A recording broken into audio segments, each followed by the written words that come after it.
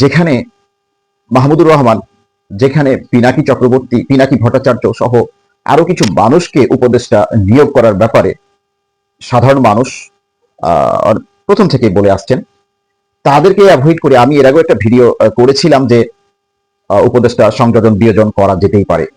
তো 3 মাস 2 দিন পরে উপদেষ্টা সংযোজন করা হলো, ঠিক আছে, কিন্তু যে 3 জনকে উপদেষ্টা নিয়োগ করা হয়েছে সে 3 জনই নিয়ে আমি কথা বলতে চাচ্ছি যে মোস্তফা সরোয়ার ফারুকী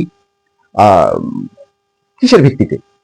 এবং আমার কাছে মনে হচ্ছে যে এই সরকারকে, এই অন্তর্বর্তীকালীন সরকারকে কোনো একটা চক্র আহ, প্রশ্নমুখী করার জন্য, বিতর্কিত করার জন্য বেশ একটা সূক্ষ্ম চাল খেলে যাচ্ছে। নতুবা মোস্তফা সরোয়ার ফারুকীর মতো মানুষকে, মানে আমি তাকে খারাপ কিংবা ভালো বলছি না, কিন্তু এই সরকারের যে দর্শন, জনমনের যে আকাঙ্ক্ষা, সেই আকাঙ্ক্ষার সঙ্গে মোস্তফা সরোয়ার ফারুকী যায় না।